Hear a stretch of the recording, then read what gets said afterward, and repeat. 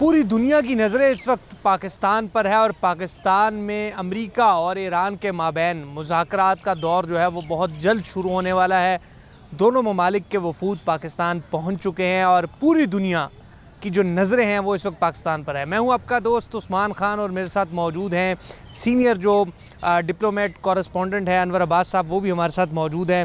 چونکہ یہ معاملہ جو ہے بین الاقوامی ہے اور وہ اس پہ بڑا ایک وسیع تجربہ رکھتے ہیں، ہم ان سے مزید بات کریں گے۔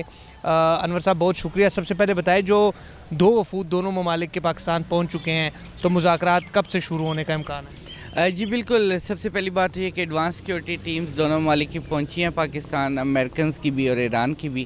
اور امریکنز جو ایڈوانس سیکورٹی ٹیم کے ساتھ ان کا اکوپمنٹ بھی پہنچا ہے، لاجسٹک جو اکوپمنٹ ہے ان کی چاہیے وہ بھی پہنچایا گیا۔ اس میں امریکن وفود کے لیے خصوصی طور پہ بنی ہوئی بلٹ پروف گاڑیاں ہیں، بم پروف گاڑیاں ہیں۔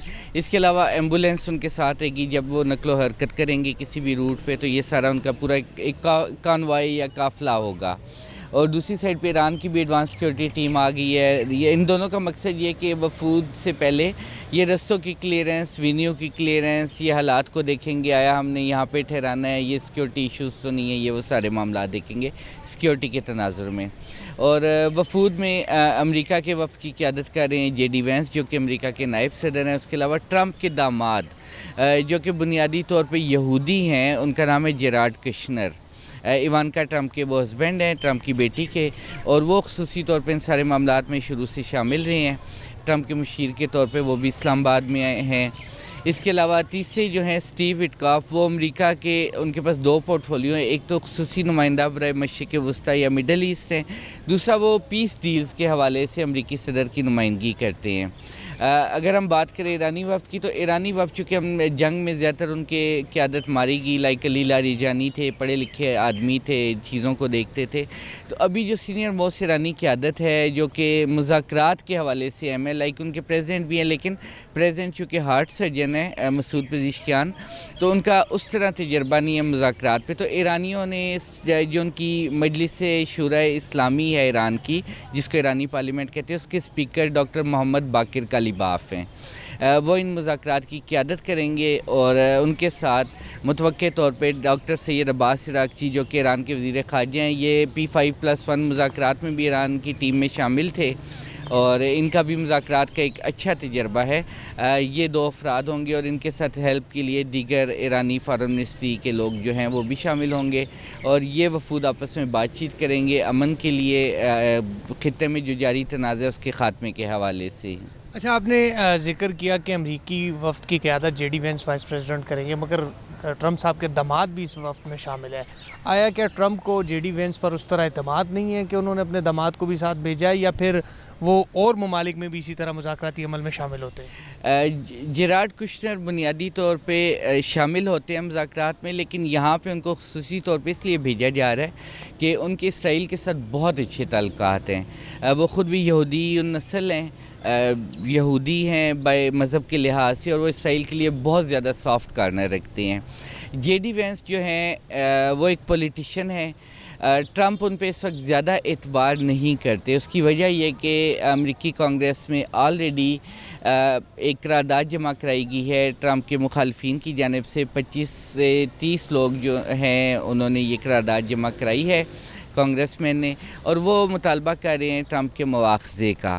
اور اس قرارداد میں کہا گیا ہے کہ ٹرمپ سے اختیارات لے کے جو نائب صدر ہے جے ڈی وینس، ان کے حوالے کیے جائیں، ٹرمپ کو برطرف کیا جائے اور ٹرمپ کا مواخذہ یا امپیچمنٹ کی جائے کہ انہوں نے کانگریس کی منظوری کے بغیر ایک وہ جنگ جو کہ امریکہ کی اپنی جنگ نہیں تھی وہ شروع کی۔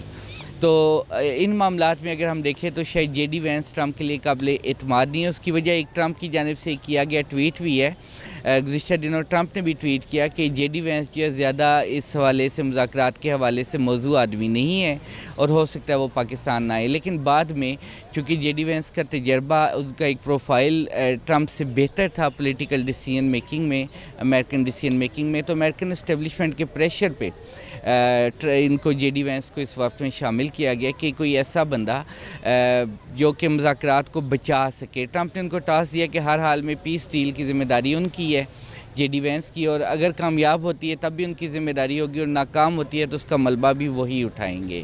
مطلب اس وقت امریکہ میں بھی ٹرمپ کے سر پر تلوار لٹک رہی ہے اور جے ڈی وینس کی جو مقبولیت ہے وہ ہم دیکھ بھی رہے ہیں کہ اس میں دن بدن اضافہ بھی ہوتا جا رہا ہے اور یہ بھی کہا جا رہا ہے کہ آمدہ انتخابات میں وہ صدارتی امیدوار بھی ہو سکتے ہیں. بالکل ایسے ہی ہے کہ ٹرمپ کی پاپولیرٹی اس جنگ کے بعد بہت زیادہ کم ہو رہی ہے, ناپسند کیا جا رہا ہے. پہلے بھی ان کے کچھ اقدامات ایسے تھے جس کی وجہ سے امریکہ میں ان کی پاپولیرٹی کم ہوئی. لائک انہوں نے کہا تھا میں جنگیں رکوانے آئے, انہوں نے وینزویلا پر حملہ کیا, صدر مدورو کو اٹھا کے لے گئے, اس کے بعد ایران پہ حملہ کیا. اس کے علاوہ ٹیرف کی جو لڑائی انہوں نے شروع کی اس میں بھی امریکہ کو بہت نقصان ہوا کہ جو 50% ٹیرف عائد کیا. پھر امریکہ انڈائریکٹلی رشیا اور چین کے ساتھ اقتصادی جنگ میں بھی الجھ گیا. پھر اس کے علاوہ ٹرمپ نے گرین لینڈ کا شوشہ چھوڑا کہ گرین لینڈ چاہیے. اس سے پہلے انہوں نے کینیڈا کی بات کی کہ کینیڈا ہمارے ساتھ شامل ہو جائے ایک ریاست کے طور پہ, جس کی کینیڈین پرائم منسٹر نے سخت مذمت کی اور اس سے انکار کیا. پھر اس کے علاوہ انہوں نے نیٹو کو بزدل کہا, کاغذی شیر کہا. انہوں نے کہا نیٹو قابل اعتماد الہی نہیں ہے, جب بھی ضرورت پڑتی ہے امریکہ نیٹو کے لیے ہوتا ہے لیکن نیٹو امریکہ کی مدد نہیں کرتا. تو ان سارے عوامل میں پبلکلی ان کی پاپولیرٹی کو بہت شدید دھچکے پہنچے ہیں. اور جو ان کے نظریے تھے کہ جی وہ امن کے لیے آئے ہیں, جنگیں رکوانے آئے ہیں, اس نظریے کو بڑا شوق پہنچا ہے. جو جے ڈی کشنر ہے اس کے حوالے سے یہ وہ چونکہ اسرائیل کے لیے سافٹ کارنر رکھتے ہیں اور اسرائیل اس وقت ان مذاکرات کو اگر کوئی سبوتاژ کرنا چاہتا ہے پوری دنیا میں تو وہ اسرائیل ہے. اس کی وجہ یہ کہ نتنیاہو کو یہ موقع دوبارہ نہیں ملے گا. دوبارہ اس سے پہلے بھی وہ 80 سے زور لگا رہے ہیں مختلف امریکن پریزیڈنٹ کے ساتھ مل کے کہ ایران بم بنا رہا ہے, ایران پہ حملہ کرے. ٹرمپ کے علاوہ کوئی ان کی باتوں میں نہیں آیا اور ٹرمپ چونکہ آ گیا ہے, ایک چیز شروع ہو گئی ہے تو اب وہ چاہتے ہیں کہ اس کو اس کے منطقی انجام تک پہنچایا جائے یا ایران کی مکمل بربادی کو یقینی بنایا جائے کیونکہ ان کو وہ دوبارہ موقع نہیں ملنا. تو جیرارڈ کشنر کی وفد میں موجودگی ایک طرح سے سمجھ لیں کہ انڈائریکٹلی مبینہ طور پہ اسرائیلی وزیر اعظم کی نمائندگی ہے کہ وہ اسرائیلی وزیر اعظم کے مفادات کو سامنے رکھ کے اپنی لائن آف ایکشن اختیار کریں گے. اچھا, آپ چونکہ ڈپلومیٹ کورسپونڈنٹ ہے, سفارتی معاملات کو ہم سے بہتر سمجھتے ہیں, آپ نہیں سمجھ رہے کہ اس پوری کارروائی کے بعد امریکہ تو تنہا ہوا ہی ہوا ہے مگر ادھر نیتن یاہو پر بھی اسرائیل میں بڑی سخت جو ان کی اپوزیشن ہے وہ الزامات عائد کر رہے ہیں اور کہہ رہے ہیں کہ آپ ایک ایسی جنگ میں کودے ہیں جس سے ہمارا کوئی کام بھی نہیں ہے. تو نیتن یاہو کے لیے آئندہ مستقبل آپ کیسا دیکھ رہے ہیں؟ دیکھیں نیتن یاہو کا مستقبل انتہائی ضلالت والا مستقبل آ رہا ہے. یہ میں بات کسی مذہبی تعصب یا شریعت کے یا نسل کے تعصب پہ نہیں کر رہا بلکہ بطور ایک جرنلسٹ کر رہا ہوں. اس کی وجہ یہ کہ وہ نیتن یاہو اور ان کی بیگم پر آلریڈی کرپشن کے چارجز ہیں. وہ الیکشن میں بھی تقریباً کافی حد تک شکست کھا چکے تھے. انہوں نے صہیونی انتہا پسندوں کا ایک اتحاد بنایا, الیکشن جیتا, وہ پاور میں آئے. یہ جنگ جو شروع ہوئی ہے اس کے خلاف اسرائیل میں جو آرتھوڈاکس یہودی ہیں یا انتہا پسند یہودی جو طبقہ ہے جو مذہب پسند, آپ جسے کہتے ہیں انتہا پسند سے بہتر لفظ ہے رائٹسٹ, دائیں بازو کے یہودی, وہ دن رات مظاہرے کر رہے ہیں. وہ اس جنگ کے بہت شدید خلاف ہیں کیونکہ وہ اس چیز پہ یقین نہیں رکھتے کہ اسرائیل اس جنگ میں شامل ہو. وہ اس جنگ کو اون کرنے سے انکاری ہے اور باقاعدہ ان پہ لاٹھی چارج اور دیگر جو اسٹیٹ کے طریقہ کار ہوتے ہیں کچلنے کے لیے وہ بھی جاری ہیں اور وہ اس جنگ میں نیتن یاہو کے سخت خلاف ہیں. اب پرابلم یہ ہے کہ نیتن یاہو جو ہیں وہ اپنی منمانی چاہتے ہیں کیونکہ نیتن یاہو کو پتہ ہے کہ یہ جنگ جو ہے یہی ان کو جیل جانے سے بچا سکتی ہے. جب تک وہ پاور میں ہے, وزیر اعظم ہے, ان کو استثناء حاصل ہے, ان پہ کوئی ہاتھ نہیں ڈال سکتا. ادروائز ان پہ کیسز موجود ہیں اور یہ کیسز جو ہی وہ اس کرسی سے ہٹتے جائیں گے ان پہ دوبارہ کیسز کھلیں گے اور بلکہ نئے کیسز بھی بنیں گے کہ انہوں نے اسرائیل کا ایک ناقابل شکست ہونے کا جو ایک تاثر تھا پوری دنیا میں, دنیا ڈرتی تھی, عرب ممالک پہ ایک روب تھا, ایون کہ ایران پہ, ترکی پہ, باقی سب پہ تھا کہ اسرائیل کو کوئی شکست نہیں دے سکتا. انہوں نے ٹوٹلی اس امیج کو تباہ کر دیا کہ اسرائیل میں دن رات میزائل گر رہے ہیں. اسرائیل اب ایک عام سٹیٹ ہوگی, اب کوئی بھی اسرائیل پہ چڑھ سکتا ہے, حملہ کر سکتا ہے, اسرائیل کو نقصان دے سکتا ہے. تو انہوں نے اسرائیل کی وہ جو طاقتور اسرائیل کا امیج تھا اس کو تباہ کیا ہے جس پہ اسرائیلی بھی ناخوش ہیں اور وہ بہت سارے لوگ اب ایون کہ اسرائیل کو انسیکیور سمجھتے ہوئے اپنے ممالک کی طرف واپس جا رہے ہیں. بہت سارے ایسے لوگ اسرائیلی شہری بھی موجود ہیں جو کہ اس جنگ کے دوران گریس میں جزیرہ ایک لیا گیا ہے اس پہ پناہ لیے ہوئے ہیں کہ جنگ ختم ہوگی تو ہم واپس آئیں گے. اچھا, یقیناً اس بات میں تو کوئی دو رائے نہیں ہے کہ پوری دنیا جو ہے وہ کہتی تھی کہ امریکہ بڑا پاورفل ہے, اسرائیل پاورفل ہے اور ڈرتے تھے. خصوصاً جس طرح آپ نے بھی کہا کہ عرب ممالک ہے, ایران ہے اور دیگر ممالک بھی ڈرتے تھے. اور ایران ایک ایسا ملک ہے وہ سب سمجھتے ہیں کہ اس کی کرنسی کا جو پوزیشن ہے یا ان کی جو اپنی پوزیشن ہے وہ اس لیول پر نہیں تھی.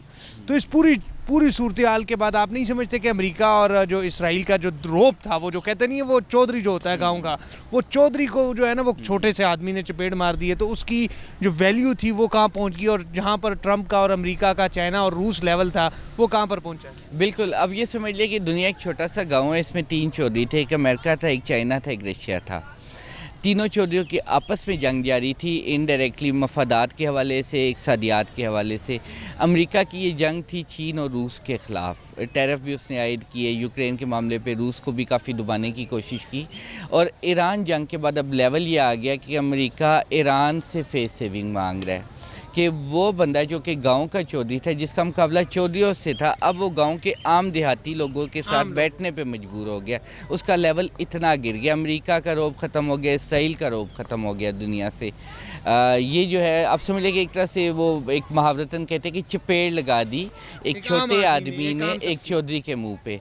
तो इन दोनों का प्रोफाइल नीचे आ गया, बहुत ज़्यादा गिर गया है कि अब जहाँ तक एक तरफ कंपैरिजन होता था हमेशा अमेरिका का रूस से, अमेरिका का चीन से, अब वो कंपैरिजन ईरान से हो रहा है, जिसके पास ना प्रॉपर आर्मी है, ना प्रॉपर एयरफोर्स है, ना नेवी उनकी छोटी सी थी, वो ऑलरेडी 40 साल से पाबंदियाँ है। मुईशत उनकी इस तरह के $1 लेके जाएँ और बोरियों में भर के आप रियाल और तोमान लेके आएँ।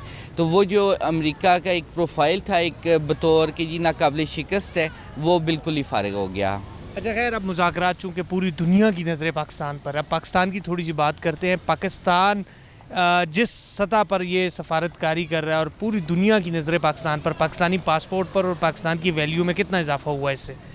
पाकिस्तान इस जंग से पहले भी पाकिस्तान बेसिकली इस जंग से पहले भी बुनियादल मरसूस के बाद इसका प्रोफाइल बेहतर हुआ था इंडिया के ख़िलाफ़, और अब पाकिस्तान का प्रोफाइल यहाँ से यहाँ तक पहुँच चुका है। उसकी वजह ये है कि वो मामला जहाँ पे पूरी दुनिया तिल लगा के, ज़ोर लगा के कोशिश करी थी ईरान और अमेरिका के दरमियान सुलह की, और वह नाकाम हुई। इस सूरत हाल में पाकिस्तान एक वाहिद मुल्क के तौर पे सामने आया है जिसने कि तीसरी आलमी जंग रुकवा है, मुज़ाकरात की कामयाबी से मशरूत है। अगर वो कामयाब होते हैं तो पाकिस्तान एक तरह से तीसरी आलमी जंग को यहाँ पे रोक रहा है ताकि मज़ीद इसमें तोसी ना हो, मज़ीद ममालिक ना आए।